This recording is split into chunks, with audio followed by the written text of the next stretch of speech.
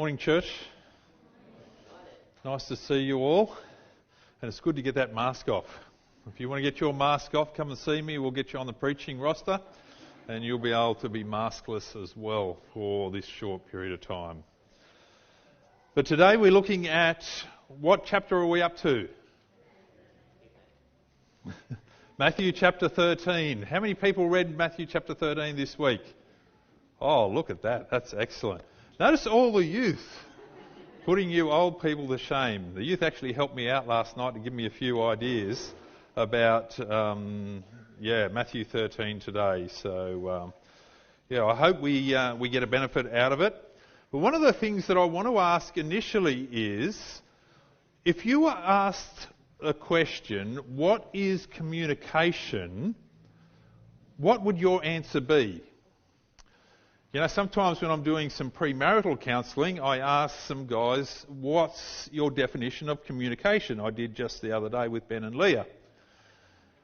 And it's interesting the responses that you get, but mostly the responses that I get, they want to share that it's about getting a message across to somebody else and them hearing the message. But really, communication is more, I believe, about listening than about talking.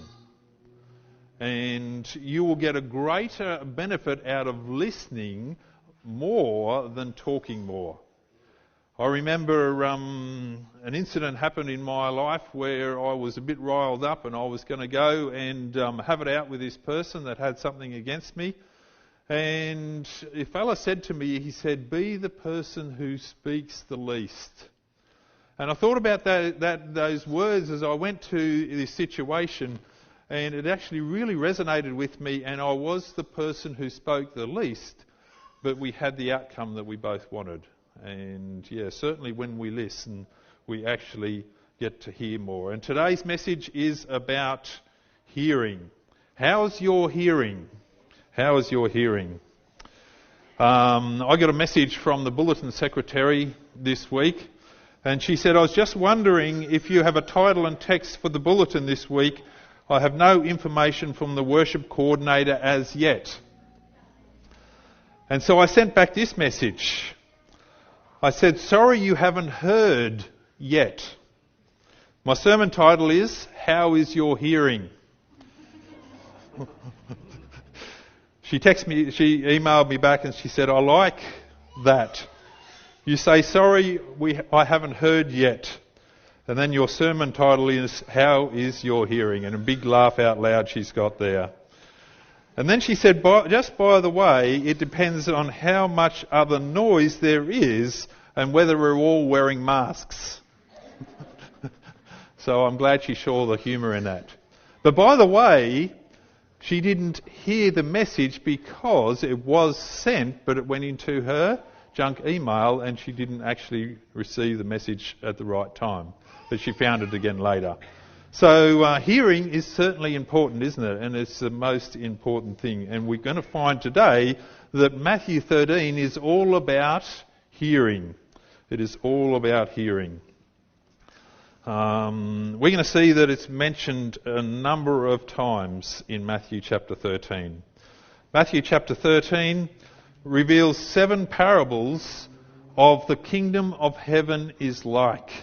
The kingdom of heaven is like this. The kingdom of heaven is like this. The kingdom of heaven is like this. And if you look at the things that the kingdom of heaven is described at, if you're a first-time hearer and don't really understand what the kingdom of heaven is about, it would be rather confusing. The kingdom of heaven is about a sower who sows some seed. The kingdom of heaven is about someone who planted good seed in his field. The kingdom of heaven is about leaven. The kingdom of heaven is like a mustard seed. And you think, what sort of kingdom is this? I mean, we look at earthly kingdoms and we think of places. And, if we think about the American kingdom, we think of the White House, the Oval Office, where all the decisions are made. We think about their big armoury and everything like that. But when God's kingdom is described, it's described very differently to what we see earthly kingdoms as. And today, through these parables, I want us to gain an understanding of what God is trying to portray that the kingdom of heaven is actually like. The kingdom of heaven is unique to Matthew's gospel. Remember, we saw in Matthew chapter 3, we saw John the Baptist coming and saying, "Repent, for the kingdom of heaven is at hand." We saw in chapter 4 where Jesus takes the baton off John the Baptist and then pronounces the kingdom of heaven is at hand. We see in chapter 5 that the Beatitudes, the attitude that we must have, begins with, "Blessed is the poor in spirit, because theirs is the kingdom of heaven." And the Beatitudes finish with, "Blessed are they who are persecuted, for theirs is the kingdom of heaven." We see later on in Matthew chapter 5 and verse 19, it talks about who is the greatest and who is the least in the kingdom of heaven. And we see in verse 20, it tells us, unless our righteousness exceeds the righteousness of the Pharisees, we will miss out on the kingdom of heaven. We get to chapter 7 and verse 21, and it says, "Not all who say to me, Lord, Lord, will enter the kingdom of heaven." Chapter 8 reveals that people are going to come from the east and the west and come in and sit with Abraham, Isaac and Jacob in the kingdom of heaven. We get to chapter 11 and we find that the kingdom of heaven is under attack. And now in chapter 13 we find the kingdom of heaven is like, the kingdom of heaven is like, the kingdom of heaven is like. And it's certainly like no other earthly kingdom that we encounter on this earth. So here we start in Matthew chapter 13 with this parable of the sower. And just to give you a bit of an overview of these parables, I believe that the first one, the parable of the sower, is like an introduction. We've got an introduction with the parable of the sower, and then after the introduction comes another 6 parables. And when we look at those 6 parables, we see that the 2nd and the 7th correlate, their messages correlate together. That it's about controversy and judgment. The 3rd and the 4th talk about the kingdom of heaven is like seeds that grow and leaven that grows. The 5th and the 6th talks about treasures. The kingdom of heaven is like a treasure, and it's a treasure worth finding. It's a treasure worth selling everything for. But it's also the other aspect of looking at the treasure, and that Jesus finds a treasure in us as well. And so we find that the first one is an introduction. The first one has aspects of the whole in that first parable. And then the others come with those different aspects in them. But I want us to look at Matthew chapter 13 and verse 1 and 2 this morning to start with. Let's have a look at that. You got your Bibles open with you? Matthew chapter 13 and verse 1 says, "On the same day Jesus went out of the house and sat by the sea, and great multitudes were gathered together to him, so that he got into a boat and sat, and the whole multitude stood on the shore." It starts with "on the same day." On the same day is what? You know, if you want to learn and grow from Scripture, it's good to ask yourself questions about what is actually happening. And when it says "on the same day," if we look back to chapter 12, we find that Jesus was in a house and he was crowded by people, and his own family, the chronological family that he came from, were trying to get to Jesus. Mark gives us a little bit more information on why they were trying to get to Jesus. Because Jesus was too busy. He didn't even have time to eat. And his family were concerned that he wasn't doing the right thing that was best for himself. And so they came to try and get him out of there. And Jesus says to the people that said, "Hey, your family are outside, they're calling from you." He says to them, "This is my family." And he looks at the people that are sitting in front of him. He said, "Those who do the will of my Father in heaven are my family. You're my mother, your brother, and my sisters." And so really, Matthew chapter 13 starts with Jesus' family. Matthew 13 finishes with Jesus going back to his own country, where his family were where they were brought him up, and we find that many didn't believe because of who he was. So we find that this passage of parables in Matthew chapter 13 is actually bookmarked at either end by his family, and his family at the end, telling us that the kingdom of heaven is about family, but not chronological family. Relational family. Relational family because God first saw a treasure in us and we see a treasure in him. So here we begin that Jesus leaves the house, he goes down by the shore, and the crowds are so thick around him that he has to get into the boat and just push a little bit offshore so he can speak to everybody at once. And as he does, he sees in the background people sowing the fields, and he starts to tell this parable of a sower went out to sow. And we find that when he went out to sow, he spread the seed where? Just on the ground that was prepared? Or where? He sowed it everywhere, didn't he? He sowed it on the hard soil, on the rocky soil, on the weedy soil, and on the good soil. And then he tells us in verse 9, he who has ears to hear, let him hear. He who has ears to hear, let him hear. This is the first time we hear this word hear. And this word hear is mentioned 18 times in this passage.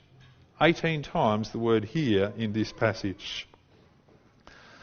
So the idea is that Jesus wants us to hear what he's actually saying.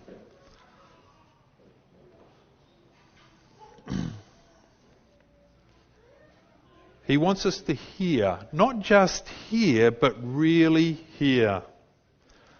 And in verse 10, we have there, and the disciples came to him and said to him, why do you speak to them in parables? Why do you speak to them in parables?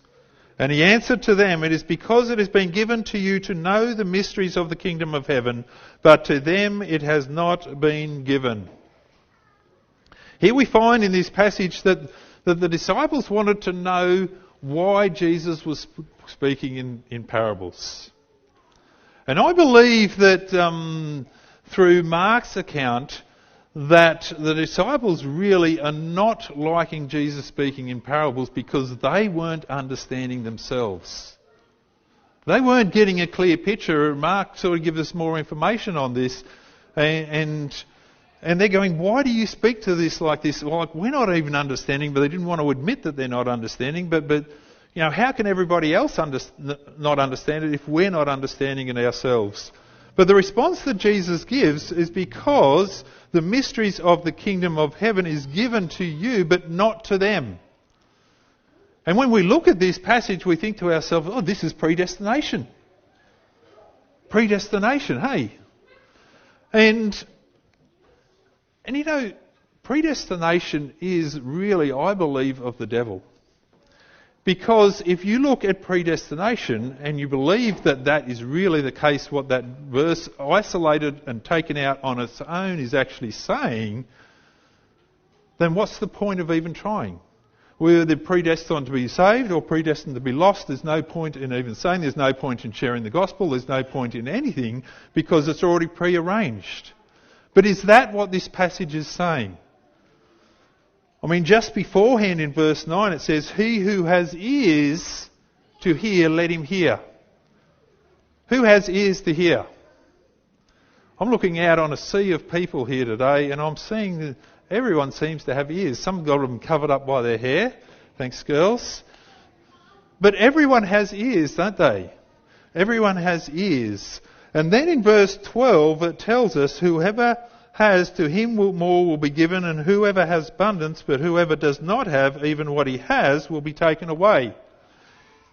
Here is reminding us of the parable that Jesus told that of the talents that were given, it was given to 3 people. Some people used it, some people didn't. And just beforehand with the parable of the sower, we find that the seed went out to where? The whole area. And then Jesus gives this response in verse 13. He says, "Therefore I speak to them in parables, because seeing they do not see, and hearing they do not hear, nor do they understand. And in them the prophecy of Isaiah is fulfilled, which says, Hearing they will hear, and shall not understand, and seeing you will see, and not perceive. Why? For the hearts of the people have grown dull. Their ears are hard of hearing, their eyes they have closed." Who's closed their eyes? Has God closed their eyes? They've closed their eyes. They've closed their ears. They're the ones that are hard of hearing. "Lest they should understand with their ears and turn, so I should heal them." So here, Jesus is saying the mysteries of the kingdom has been given to you. Why has it been given to them? Because they want to hear. They want to hear. What are the mysteries anyway, by the way? I mean, if we look at Colossians 1 and verse 26, it tells us the mystery which has been hidden from ages past. Who's hiding the message? No one's hiding the message, but it was a mystery until it was revealed. When was it revealed? When Jesus came to this earth to die for you and I. It was a mystery how God was going to deal with this sin problem on this earth. And he revealed it to the prophets and things beforehand, and they wanted to be able to see it and to understand it, but they didn't get to see it and understand it because it happened after their time, which was revealed later on as well in verse 17. But this mystery, Paul tells us in Colossians, that God willed to make known what are the riches of the glory of the mystery among the Gentiles. This mystery was first proclaimed to the Jews, but they wouldn't get it and they didn't understand it. There were many that did, but then it went to the Gentiles. And this mystery is what? What does Paul tell us in Colossians? It is Christ in you, the hope of glory. Now I want to make this really clear. This mystery is Christ in us, the hope of glory. We're going to see this in these parables, that Christ needs to be planted in our hearts. To understand what Christ has done for you and I, to implant that in our hearts, then we can grow, then we can hear better and clearer what Jesus is really saying. You know, this passage of hearing you will hear and not understand, seeing you will see and not perceive, for the hearers of the people are grown dull, their ears are hard of hearing, and their eyes they have closed. This passage comes from Isaiah chapter 6. When we look at Isaiah chapter 6, there's something really significant about Isaiah chapter 6. In Isaiah chapter 6, Isaiah himself has a vision from God. He has a vision into the heavenly throne room, and he is overawed with what he sees, and he realises how sinful he is. And he says, I am done. And then we find that his lips were clean, he was touched. And then God asked him, who will I send? You know, for Isaiah, he'd been 15 years in ministry as a prophet. And if I was asked that question, who will I send? I'd be thinking to myself, well, why don't you send Ben Hawkins? Or why don't you send Mark? Or why don't you send, Levi or someone? But what does Isaiah say? Send me. Send me. And what was the message that Isaiah was to give? This very message, that people would be hard of hearing and hard of seeing. And the question is asked, how long? How long would they be like that? And the answer in Isaiah 6 is given, that it will be until the whole area was laid desolate. The things were cut down, things were destroyed and laid desolate. But it tells us in there that a tenth will remain, a stump will remain, and the last verse it tells us, but in that stump there will be something significant. Does anyone know what it is? Call it out if you do. A holy seed. A holy seed. Isaiah was reminded that the holy seed is to come, to bring hearing, to bring understanding to those who want to hear. This holy seed was promised way back in Genesis chapter 3, that the seed would come. It was promised again in Genesis chapter 12 to Abraham, that in your seed all nations of the earth will be blessed. It was promised to others, it was promised to Isaiah, and now Jesus is revealing the kingdom of heaven is like seed. 10 times in this one passage we have seed mentioned. Jesus wanted them to hear more about the seed of himself. That's the message he wanted to give, that he was about coming to die. A seed must die before it can regenerate life. Jesus must come and first die to regenerate life to others. This is the mystery that was to be revealed. This is the mystery. And it tells us, verse 17, there was many prophets and righteous men who desired to see what they were seeing, but they did not hear it, they did not see it. But they were still righteous, they still believed. Why? Because they understood the message. They understood the message. How do we hear the word? Christ has come as an earthly king, but a sower for the scatter. Christ had come not as an earthly king, but as a sower for the scattering of seed. The seed is to be spread to all, which also reminds us of Matthew 24, telling us about the end that was to come. Matthew 24 tells us when you see this happen, this and this happen, and this happen, and this happen, and it's signs that we're seeing today that we know the time is near. We know that it's getting very close, but it says when this gospel is preached in all the world, then the end will come. The gospel message is found in the seed. You know, Christ's oblations reveals that the Pharisees perceived the meaning of Christ's parable, but to them its lessons were unwelcomed. To them, they didn't want to hear what Jesus had to say. They didn't want to hear about a kingdom that starts small, that grows this way and does this. And they didn't want to hear that message. They wanted to hear about an all-conquering king that came and defeated the Romans, that put the Jews back up on the pedestal where they belonged. And because they weren't hearing that message, their ears were dull to hearing the message that Jesus was trying to give them. You know, we hear about prosperity governments. Pay your tithes, pay your offerings, and God will bless you immensely. You'll have even more money. And so you give your tithes and your offerings and things to get more money back. That's not the blessing that God is talking about. And he wants us to give it with a willing heart. And so we see that the Pharisees here, they did sort of perceive what Jesus was saying, but they didn't like the message. And so they blocked their own ears to hear. The disciples themselves, did they understand? No, Mark clearly tells us that they did not understand. So why does Jesus say to them, to you guys, it has been given to know and understand? Did they understand? No, they didn't. But what did they understand? What did the disciples understand?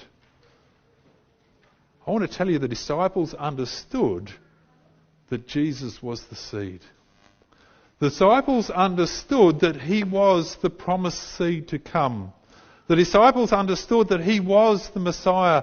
They might not have been understanding everything about him, but they had decided to follow him, and they had decided they wanted to learn more. So it was given to them to be able to learn more because they wanted to know more. Here in this passage, it was given to them because they were asking questions. Tell us what it means. What are you actually talking about? That's why it was given to them. You know, when I first start studies with somebody, You know, they sometimes, if I'm not careful, they can be overwhelmed by how much is in the Bible. And they go, how am I meant to get my head around all this stuff? And how do I know you're going here and going there? Like, how can I possibly learn what you learn and know today? And people need to first know about the seed. The first thing they need to know is that God is a God that cares and loves for them. When they get that, when they implant that in their hearts, they will grow and they'll see a greater concept of who God is. And this is the message that Jesus was trying to get through in these parables here. So even though the disciples didn't understand, they understood that he was the seed to come. And that was the message. When we look at the first three parables, they're all to do with seed. The planting of seed. He first came and planted himself down here so he could replant us anew and give us life eternal. And the message is for anyone who hears. If you look at the interpretation in verses 18 onwards, it says, "Therefore hear the parable of the sower. Anyone who hears the word." Verse 20, "But he who receives the seed on stony places, this is he who hears the word." So we find that those who are on stony places hear the word, those who are on the path hear the word. Verse 22, "He who receives the seed among the thorns hears the word."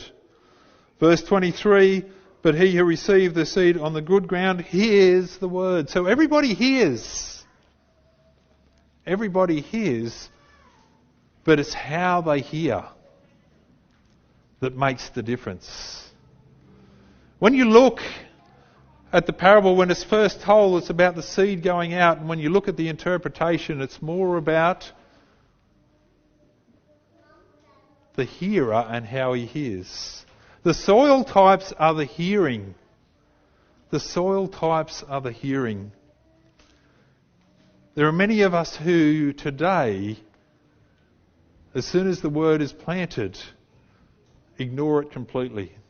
I have a couple of people that I would love to be able to share the gospel message with, but as soon as you start to talk about anything biblical, a wall comes up. And you can see that wall come up and you know it's pointless going on any further because they've blocked themselves out to hearing the message.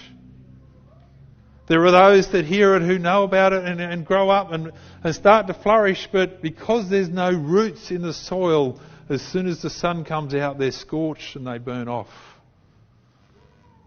There is those that hear the message, and I believe there's probably many of us today, but the weeds, the things that are around about us, the things that entangle us today, and it might be to do with relationships, it might be to do with family life, it might be to do with work colleagues, it might be to do with anything else, but those things that the devil plants, which are the tares in our life, are the things that can choke out the word and can stop us from growing. So our hearing depends on our soil and the preparation of our soil. Find the parable of the wheat and the tares, the next parable, and we're not going to get through all the parables today, but we're just going to touch on another two. And this one here, it tells us that the kingdom of heaven is like a sower who sows good seed in his field. But we find an enemy comes in. An enemy that is revealed is the devil, who comes in and plants what sort of seed? He plants tares in with the wheat. In this parable we see the great controversy between good and evil being played out. And we find a clear and perfect answer to why evil on this world. Because the enemy has done this. And the question is asked by those who are with him. He says, well, why don't we just go and tear out the tares now? Why don't we just press the stop evil button right away? That would be the easiest solution, wouldn't it? Get rid of those tares. But what is the response? No, lest you take out the wheat. God loves every single one of us so much that he wants us to both grow together, so it will reveal who are the tares and who are the wheat. So when the harvest time comes, it is clearly revealed who is tares and who is wheat. I'm glad that God didn't press the stop evil button 15 years ago, because I was one of the tares then. And I was probably having a bad influence on other people who were wheat at that time. But what this parable reveals too is that there is a judgment time. There is a time when God is going to make everything right. But He's waiting His time because He knows that He still has some to be able to save. You know, we can look at this parable in two ways. One, looking at the original, when God planted the perfect ground in the Garden of Eden and the enemy came in and sowed his lies and deceit. And the other way, which I believe this parable is more talking about, is the fact that Jesus, when He came to this earth, He came as a seed to plant good seeds so He can have a harvest at the end of the age.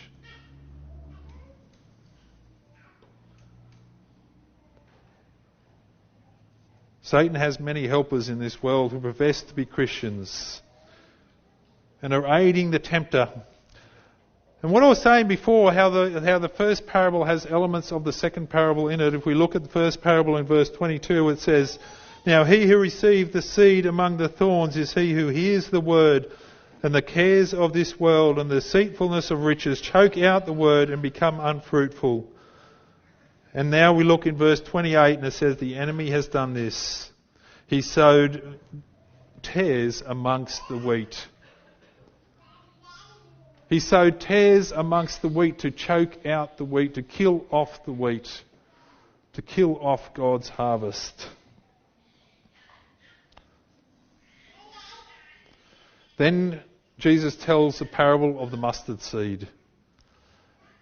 There's one of the smallest seeds in all of the herb gardens, but grows into one of the biggest.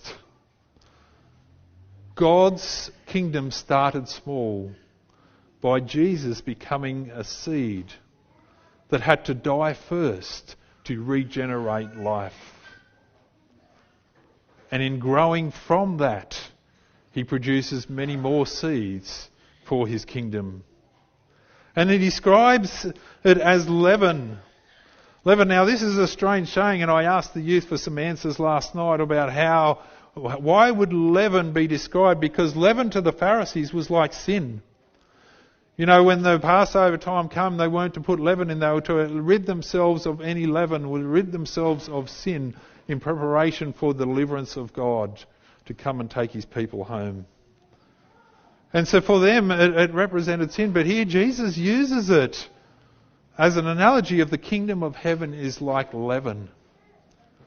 You know, leaven in those days could actually go off and could go bad and make the whole loaf go off, representing the tares and the wheat growing together as well. But also, leaven, if it was good, it would do a great thing. But leaven is something that comes from without and is planted within. And the growth happens within. Showing how the seed is planted within. The disciples didn't quite understand the parables themselves, but it was given to them. Why? Because they understood that Jesus was the Messiah. They understood that He was the promised seed. They didn't understand the fact that He had to die. They didn't understand everything else. They didn't understand these parables, but they wanted understanding. So because they wanted understanding, understanding was given to them. And just as leaven is mixed and mingled with the meal, it works from without, regenerating the heart, so that it is by renewing of the heart that the grace of God works to transform the life. Just like Paul describes in Colossians about the mystery of God, is Christ dwelling within, working without. So here we come to the, if we continue through, we see the other parables here related to it as well. We find that the parable is related to a treasure that we find, but also a treasure that God finds in us. And I imagine when those coins were dug up, they were dirty and they didn't look real good, a bit like the necklace. The second-hand owner didn't see any value in it, just hang it up in his shop. But it was worth a lot of money. It was worth a lot. Jesus is that treasure. And if we have ears to hear, we will hear and we will see what He can do and does do in our lives. But also Jesus sees a treasure in us. He sees a treasure in you and I worth dying for. Coming to be a human on this earth and dying, being that promised seed to regenerate life in us. So just as we saw these parables and how they all work together, these parables finish where they begin. Family. He went back to his family, and his own family had closed off. The people around his own family had closed off. We find in the end of Matthew 13 that it tells us they were amazed at the teachings. They were amazed at his wisdom. They were amazed at the teachings and how he had all this knowledge. But then they started to say, well, isn't this just the carpenter's son? Isn't this, he's what's his name's brother? He's what's his name's sister? He's just an ordinary person. What were they missing? They were missing that he was the promised seed. They were missing that he was the Messiah. They were missing what he wanted to do for them. So sadly, Matthew 13 finishes with that Jesus couldn't do many miracles in their area because of their unbelief. The opportunity had been given for them to hear, and they sort of started to hear a little bit, but then they closed off their hearing. I want to tell you there's no predestination. It's all to do with our hearing. I want you to go through and mark every time where you see the word hear or hearing in this passage. It's the hearer. It's up to the hearer and how he hears. God hasn't predestined some of us to be saved and some of us to be lost. The seed goes out to all the different grounds. He's wanting us to hear the message that He loves you immensely, that He will do anything to save you. These parables reveal that God's kingdom is like no other earthly kingdom. Yes, that is true. It does reveal also that God's kingdom is under attack, and we saw that definitely in Matthew 11. It reveals also that Jesus continues to sow the word of truth. That Jesus is the promised seed who cared so much for you and I that He died to take our place, to implant new life in each single one of us. These parables also reveal there is a judgment time coming. That we know as Adventists that we are in that time period now, just before the close of probation. These parables reveal that it is God's desire that everyone will exercise their hearing to hear the truth about His kingdom and be drawn to be a part of His family. Our key verse today is, he who has ears to hear, let him hear. Every single one of us has ears to hear. In the parables, in the Gospels, we find this message another 8 times mentioned in the Gospels. He who has ears to hear, let him hear. Also in Revelation, we find in the 7 churches, 7 times this message is said. And in the last chapter of Revelation, he who has ears to hear, let him hear. All coming from Jesus. Jesus wants us to hear the truth about His kingdom. Not the lie that the devil is putting in our hearts, but the truth about the fact that He is the promised seed that wants to regenerate life inside you today. And you might not understand all the prophecies and all the understandings, but one thing that you need to understand is that Jesus died for you and wants to save you eternally. And if you get that, your hearing is switched on and you'll be able to hear more. So the question I want to leave us all with today is, how is your hearing?